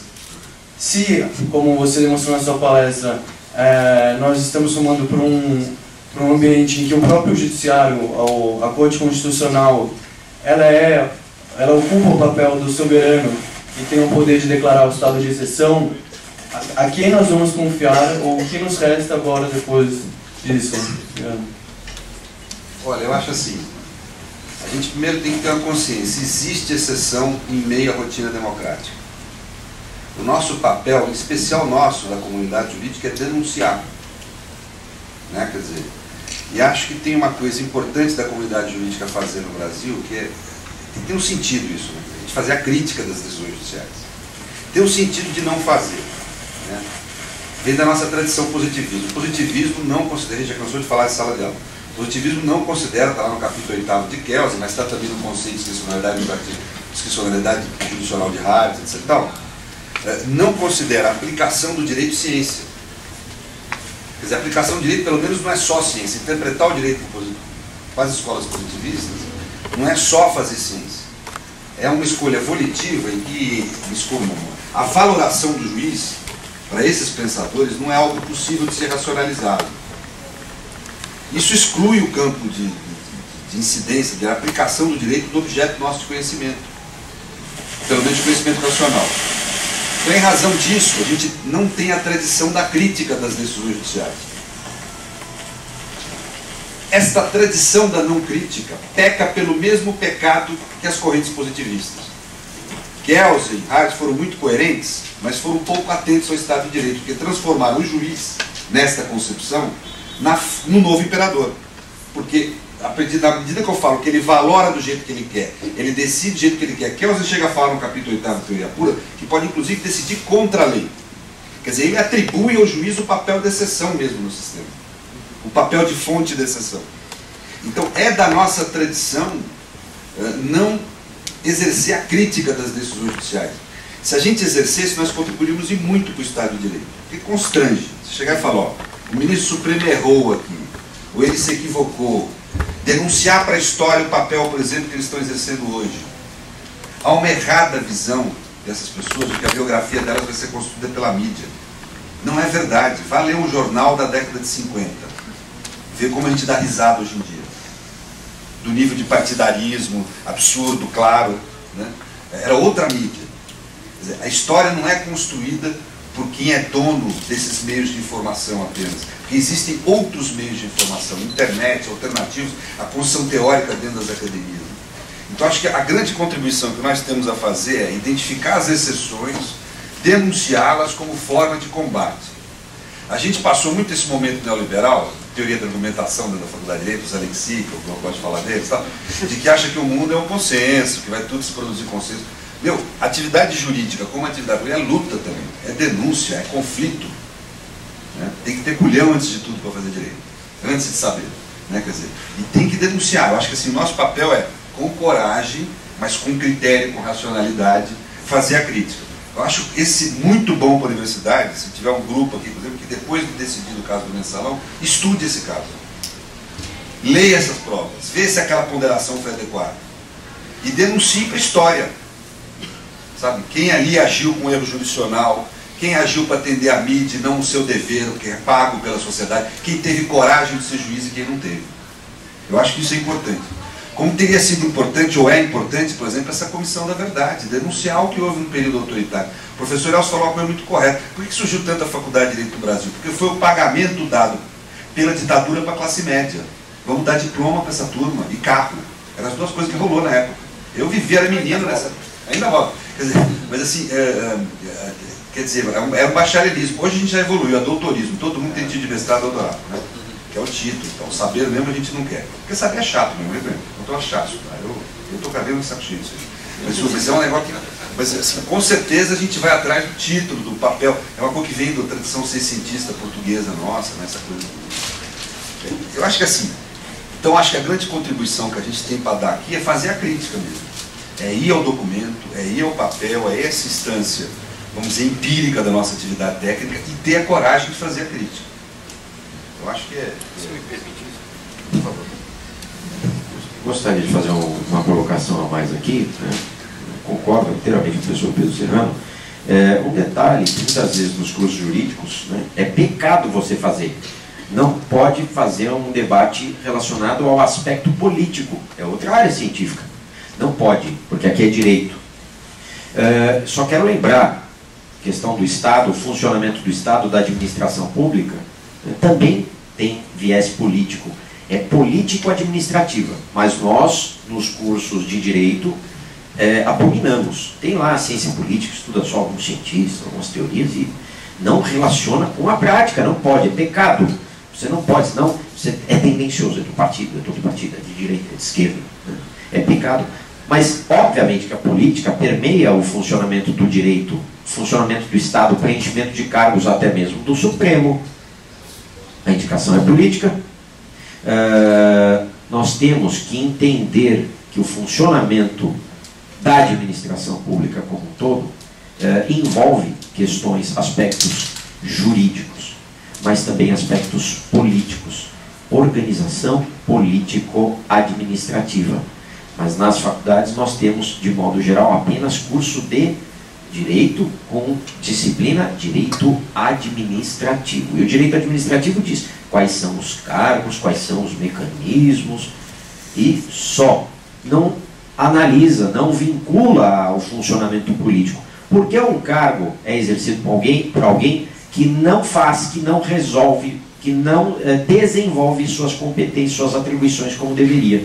Ah, não, isso daí não se discute. Então, esta colocação do professor Pedro com relação a estudar, por exemplo, o caso do mensalão, o que aconteceu, o que não aconteceu, tem fundamentação, não tem fundamentação. No direito, nós vemos diariamente juristas, professores titulados, né? E é verdade isso, né? O pessoal caminha cada vez para títulos. Tem muita gente que não tem a formação específica, uma titulação maior, mas é conhecedor profundo do assunto, pelo dia a dia, pela prática. Não conhece mais. Eu, por exemplo, me recordo de um colega de escritório, eu não conheço ninguém que soubesse mais de direito civil e processo civil do que ele. Ele era apenas formado em direito, bacharel, teve a OAB, não foi para os cursos de mestrado, doutorado, falava isso, eu não tenho saco para fazer isso, não é para mim, eu não quero. Mas no dia a dia, você verificava que muitas vezes os profissionais extremamente titulados, né, chegavam lá disfarçadamente, né, como se soubessem o que iam perguntar. Não, olha aqui, nesse caso, assim, né? Não é assim, não é nada disso, é assim. Não, eu estava imaginando que fosse isso. Né? Quer dizer, ele conhece menos, sabe menos, mas é mais titulado, então logo, né, tem que fazer reverência. Né? Quem tem título maior pode mais. Sem falar que existe também, não ia tocar nesse assunto, mas eu acabei lembrando dele, existe também muito nepotismo. Muito nepotismo. Enfim, acontece muito, né, de ter uma certa reserva de mercado, fulano passa para o filho, passa para a filha, isso aqui é pessoa, né, e aí começa. Isso acontece muito, em vários lugares. É triste isso. A pessoa não está ali porque realmente é dedicada, é aplicada, é esforçada, mas porque tem um parentesco. Voltamos para as nossas raízes portuguesas. Boa noite. Eu sou o James, do segundo ano de Direito. Me senti muito contemplado, assim, infelizmente alguns dos problemas citados em sala de aula são comuns até mesmo aqui na PUC, com alguns professores específicos. A minha pergunta vai mais ao encontro da questão do estado de exceção. Uma perturbação que eu tenho é com relação à atuação da Polícia Militar no Brasil, sobretudo no estado de São Paulo. Recentemente saiu alguns conselhos, podemos dizer assim, do Subcomitê de Prevenção à Tortura a respeito da atuação da Polícia Militar no Brasil, que estranhamente passou 4 meses sob sigilo. E recentemente também a presidenta reconheceu esse problema das torturas, só que também na fala dela ela disse que não podia fazer muita coisa. E fora também uma certa, que eu percebo, uma certa adesão da opinião popular a respeito de algumas medidas descabidas cometidas pela polícia e por aí vai. Tendo em vista que dificilmente há casos de condenação de tortura no judiciário, que parece se esquivar desse tipo de problema, o Ministério Público também.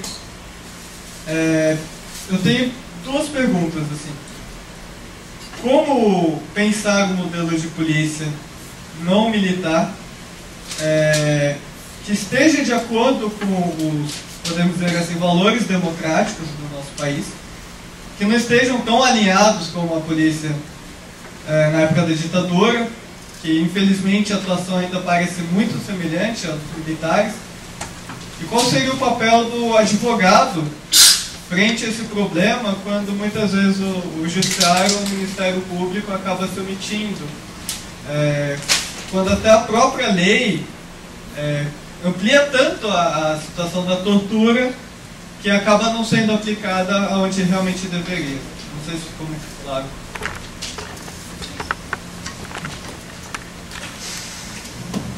Bem, eu acho que o maior exemplo de exceção que a gente tem no país é a violência física, que é uma postura biopolítica da sociedade. E isso que me preocupa. Quer dizer, do ponto de vista concreto, não é só uma política de Estado, é uma política da sociedade.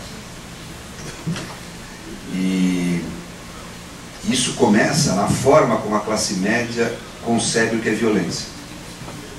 Acha que violência é o que o marginal faz, o que a polícia faz, localiza no físico.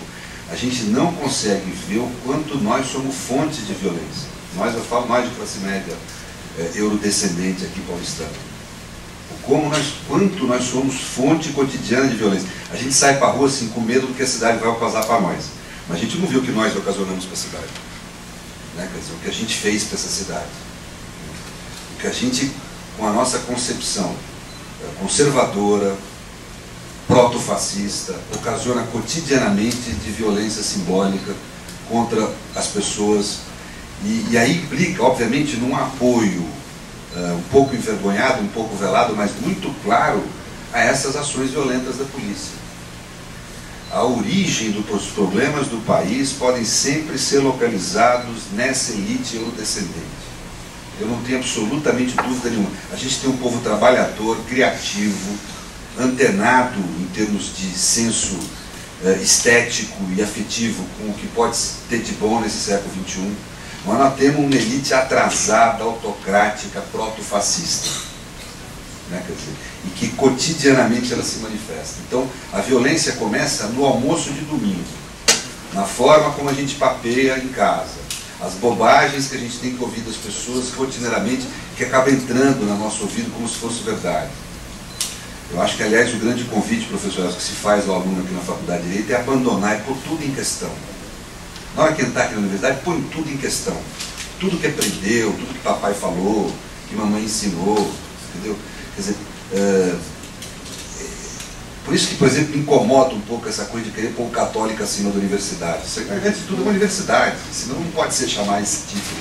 O problema não é tirar o nome pontifício católico daqui, o problema é tirar o título de universidade daqui a pouco. Do jeito que está dito, né? Quer dizer, então temos que pôr em questão. Não há produção de racionalidade sem liberdade. Quer dizer, não há ética sem liberdade. Ética é o exercício consciente da liberdade e da responsabilidade. Quer dizer, a consciência, a liberdade e a responsabilidade. Não há ética sem liberdade. A gente fica muito preocupado com as escolhas morais que vocês jovens ficam fazendo, a gente que é mais velho. Mas como é que vocês vão escolher se vocês não têm liberdade para escolher? Vocês vivem num mundo que, porra, o crachá é para o andar sétimo. Porra, você não pode escolher para o sexto. Quer dizer, você é vigiado o tempo inteiro, cara. Quer dizer, tudo é regrado. A nossa elite entende ética como sendo um conjuntinho de regras. Não pode mentir, não pode fuder o casamento, não pode... Quer dizer, não pode mentir, depende, dependendo da situação, você deve mentir sim, pô. Tu é gay, o cara que vai te contratar para o emprego é um preconceituoso, um protofascista, mente mesmo. Camuflagem é uma estratégia de luta, de guerra.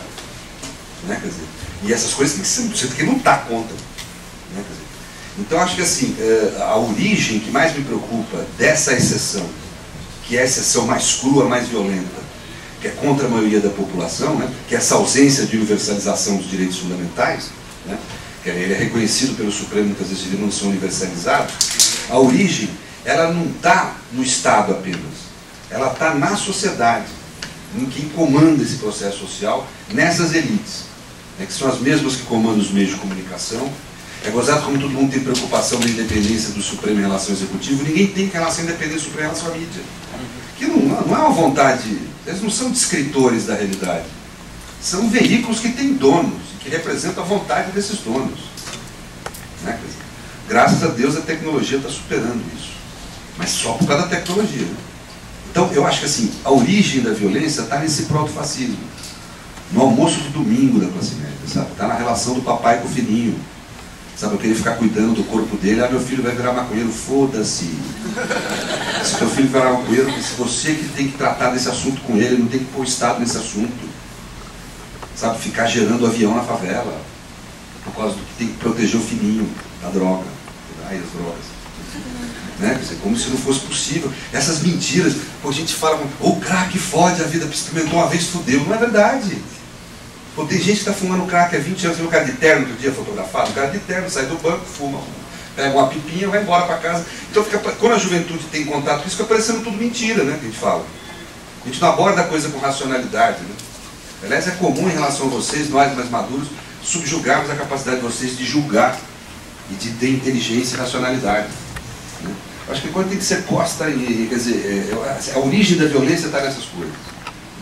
Ela está nessa forma que a sociedade, em especial a nossa elite descendente branca, pleiteia a exceção como forma de solução dos problemas públicos. Essa inapetência que a nossa elite tem com o direito, essa antijuridicidade, essa ignorância material da nossa elite. Conversa numa porra de um restaurante aqui dos Jardins, meia hora, você vai ver uma ignorância material. Meia hora falado com qualquer paulistano que mora no Jardim, salvo eu, é uma constatação evidente do quanto o ser humano tem um lado pobre, caído, sabe? A expressão que a juventude fala, é caído mesmo. Então, a origem da violência está aí, cara. E a gente tem que enfrentar esse tipo de coisa no cotidiano, com culhão, falando a verdade, mostrando, quer dizer, enfrentando nos ambientes, no almoço de domingo, não é só na universidade, né? É em casa, sabe? Quer dizer, discutindo as várias dimensões da existência e da vida. Cada vez mais nós estamos num mundo onde é efetivamente biopolítica. A política deixa de ser só um mecanismo de controle do corpo, de violência, de uso da violência para controlar o corpo, e ela passa a participar de uma máquina comunicativa que produz desejos. Hoje em dia eles não precisam mais só dominar o nosso corpo. É um ingresso dentro da gente que produz desejos. Quem é que pode imaginar uma porra de uma história de amor aqui se não for Hollywood? A gente sempre começa a namorar imaginando que a gente é o personagem central de uma comédia romântica. A gente imagina esse roteiro, cara. A gente não consegue controlar. Pô, eu vejo, eu tenho um celular novo, cara. Vai lançar o iPhone 5, eu quero comprar, não tem... Sabe? Então, há uma forma radical de autoritarismo e de exceção, de antijuridicidade, que a gente precisa denunciar. Precisa estar atento, precisa estudar isso. Tem uns autores ótimos para ver isso, assim. Negri, eu acho que é um cara muito arrumado. Em alguma medida, o Gisele, acho que são caras legais. E que a faculdade nem se fala deles, nem se fala. Anda bem que ele está falando aqui. Né? Eu acho que, em suma, gente, eu acho que a essência da violência, a forma mais crua dela está ali na polícia, na PM. Mas o lugar dela, ela mora no jardim.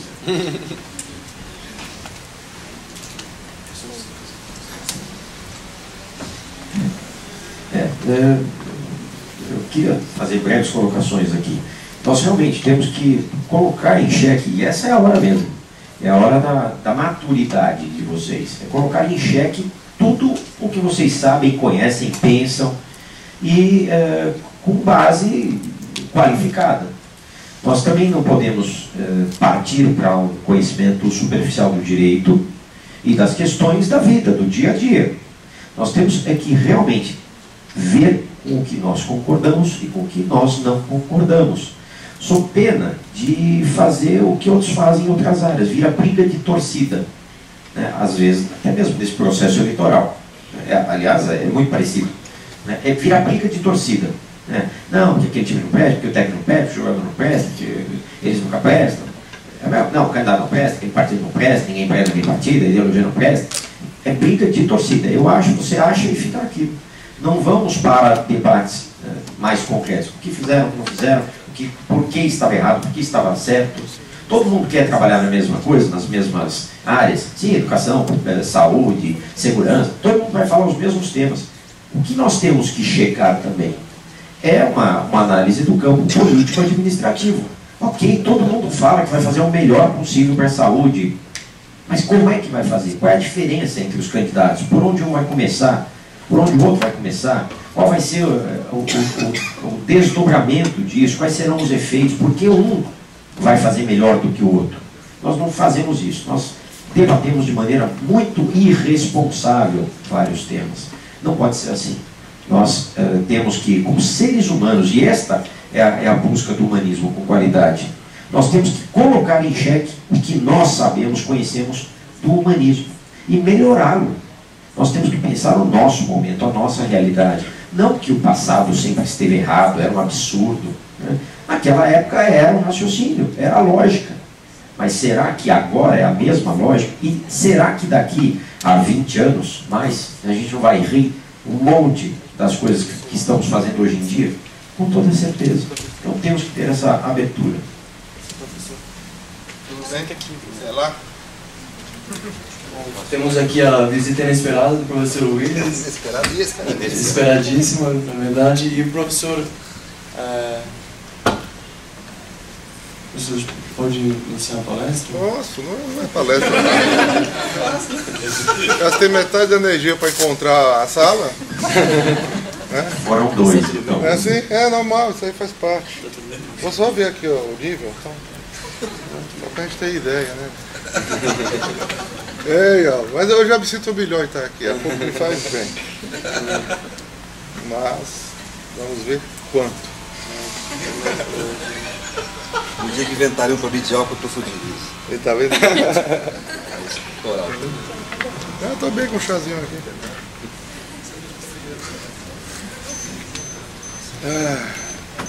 Bom que tem chá.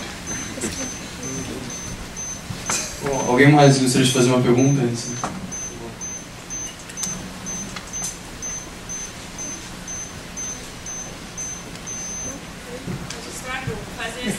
Pode levantar a pergunta. Oi? Se quiser vir aqui na frente perguntar. Vai na frente. Dá pra falar? Dá. Então, eu queria falar sobre o papel da mídia na democracia. Se de fato isso... Alô? Se de fato a mídia brasileira, se ela realmente se existe um monopólio, se ela tem eficácia. Porque eu estava vendo uma tese hoje de um estudante do Nordeste, que ele fala sobre a propriedade por políticos de radiodifusão no Nordeste e do quanto isso influencia a eleição de um político.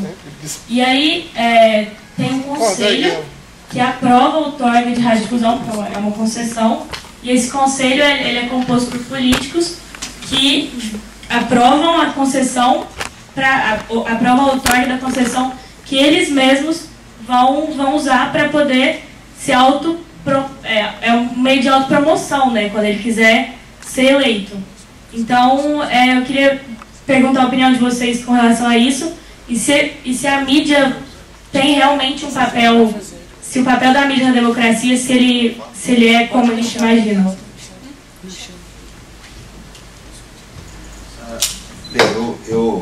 Eu avalio o seguinte, quer dizer, é óbvio que não se trata nunca de censurar, de usar o poder político para ficar reprimindo a circulação de versões, de opiniões e informações.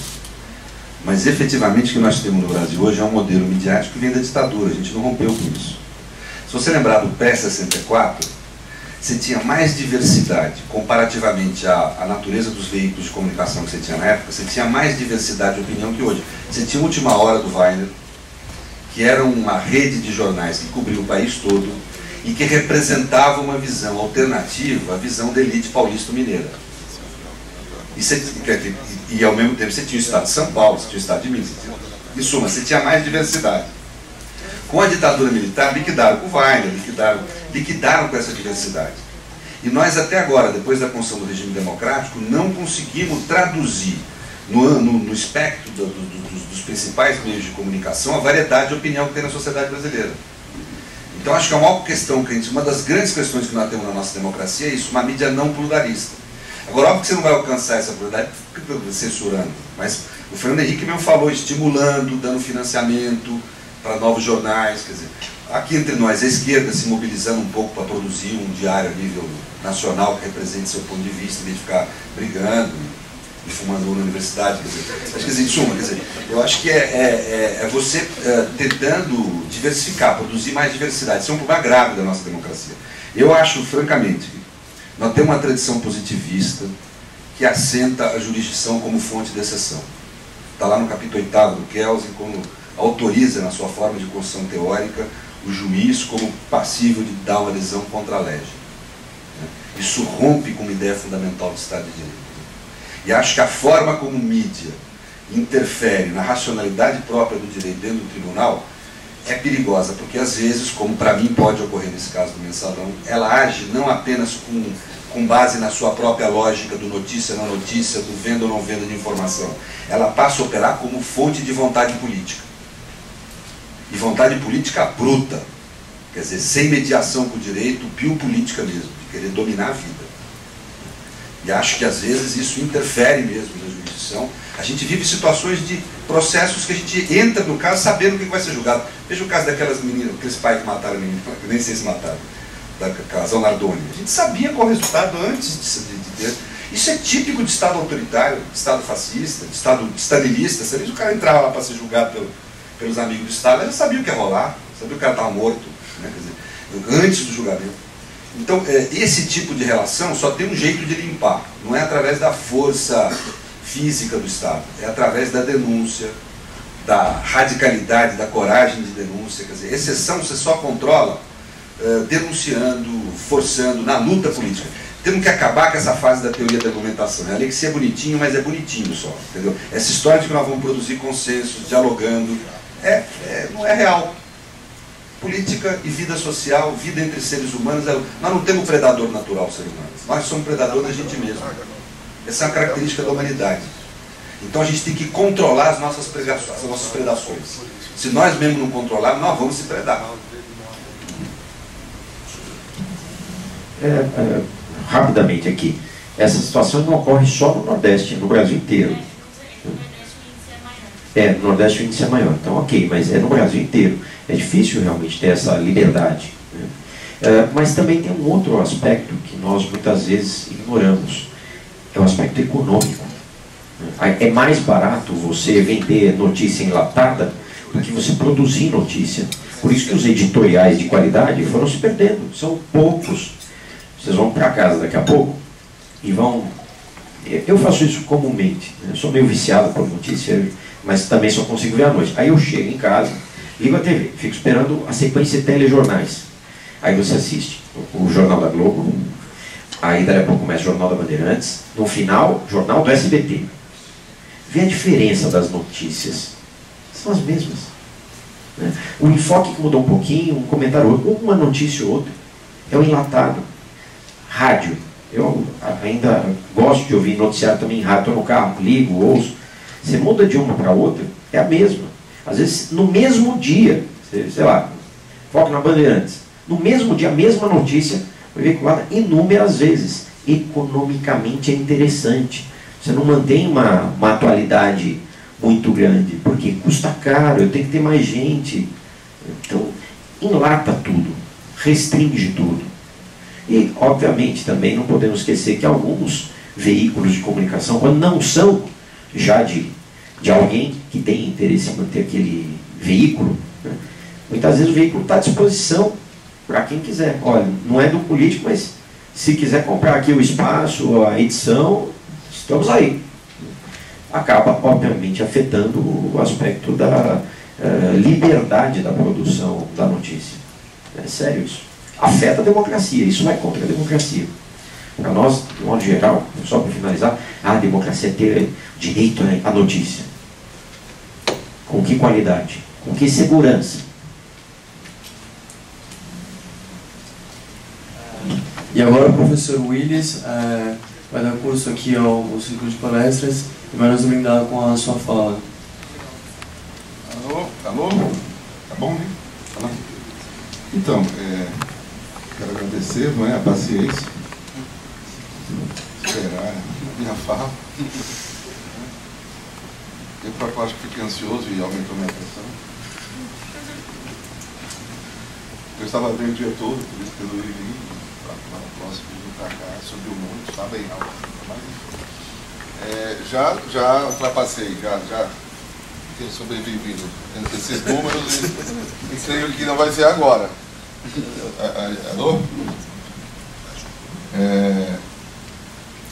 Não foi possível fazer a teatraula aqui. Eu fiz em Maringá, antes de vir para cá. E fiz essas condições similares e me ajudou muito, um pouco antes, né, da apresentação, quando a Fabiana, a atriz da teatral, me falou o que o Zé Celso, que é o nosso mestre do teatro, pessoal, eu diria, nacional, fala para ela, né? Falou para ela, uma circunstância assim, ele próprio, Zé quase já morreu em cena, né? E aí fala assim, o teatro cura, vamos que o teatro cura. E de fato eu terminei a apresentação com a pressão mais baixa do que eu estava quando comecei. Eu espero que a palestra também cure. Além do que eu me sinto muito bem, né, nessa casa, os colegas, com a Carmela, com os representantes do Centro Acadêmico 22 de Agosto, estudantes da militância, né? Eu sou filho de militantes, né? Sou segunda geração. E claro, também tive a minha militância na medida do possível. Em circunstâncias bem diferentes de vocês. E foi nessa época também, nos anos 80, que começa um movimento de crítica do direito muito forte na Europa, chega aqui no Brasil, pelo Vará, chega por Brasília, pela Nova Escola de Ciência Jurídica, ligada ao Lira Filho, Zé Geraldo. Mais tarde vem do Sul, né, vem dos juízes, do direito alternativo, e essa chega no momento mais propício a uma divulgação, e ela termina ganhando uma notoriedade. Eu não sei se ainda hoje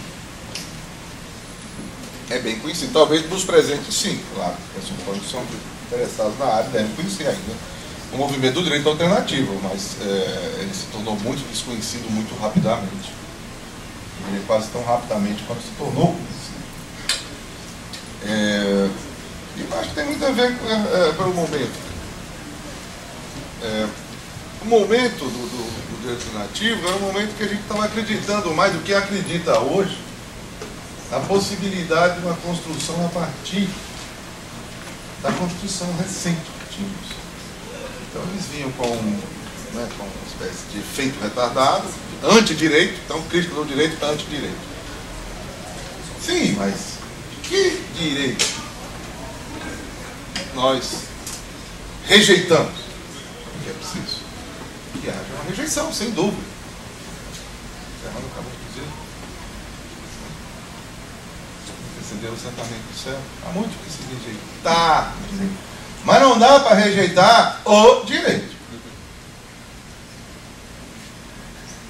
E a ideia do direito alternativo, inclusive, passava essa imagem, que tem um direito alternativo para substituir o direito posto. E aí, gerava aquela situação. Bom, então, é um neojurnaturalismo de esquerda. E ele se contrapõe ao direito posto, que agora está posto, porque, ao que parecia, era mais uma oposição, eu diria a vocês, a uma inércia do direito que existe. A lei da física também se aplica em grande medida no direito. Estamos até no momento de alguns de nós resgatando, estudando Ponce de Miranda, que é um autor que era um físico, matemático, trabalhava nessa linha, não fazer essa dicotomia entre o mundo da natureza e o mundo da cultura, o que já é um confronto ao positivismo estabelecido. Aquela parte da cisão entre o mundo do ser e do dever ser. Isso tem graves implicações. Eu acabo de ler um livro que está até ainda aqui no meu bolso, que é meu livro, bem agora há pouco, que é o título é provocativo. Né?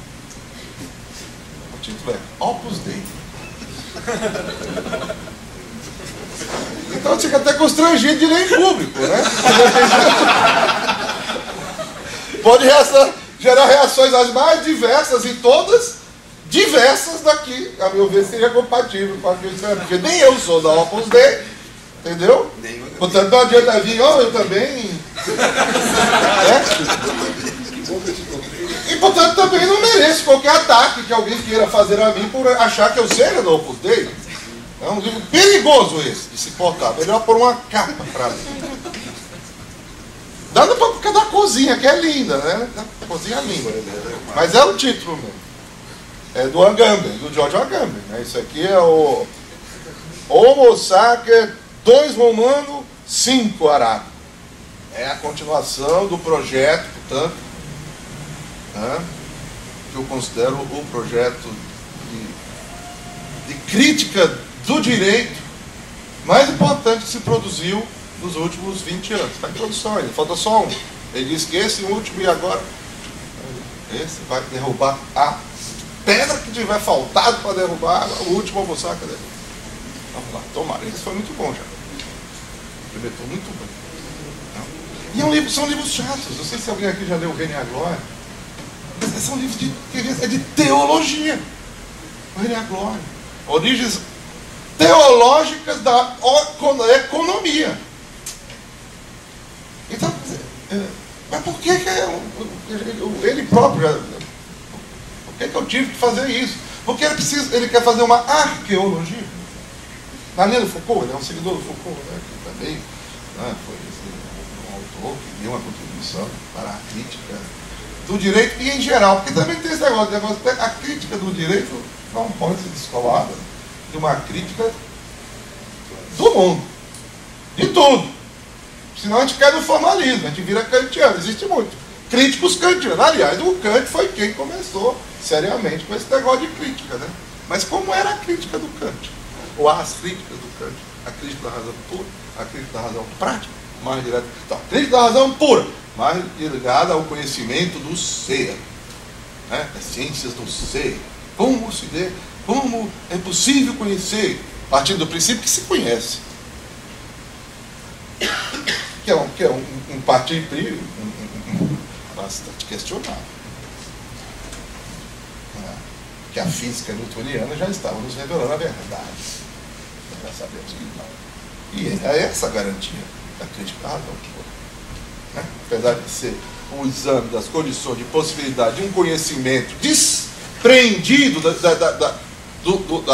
faticidade, da experiência, mas por baixo da mesa, a garantia o que era? A experiência comprovada que gerava um conhecimento certo e verdadeiro, que era o da física newtoniana e tal, e dele próprio, que também era física. Talvez se lembra da hipótese Kant lá faz. Então, o Kant então faz essa crise da razão pura, né, já de antemão, separando de forma de conhecimento de outros campos, entre os quais vai então se incluir o nosso do direito, né, e da ética, separadinho. E aí depois lá dentro separado uns do outro, um do outro. Então o campo do DVC, campo do C, campo do DVC, eles conhecem isso muito bem, de Kant. É um campo kantiano. Cuidado que é bebendo do microfone.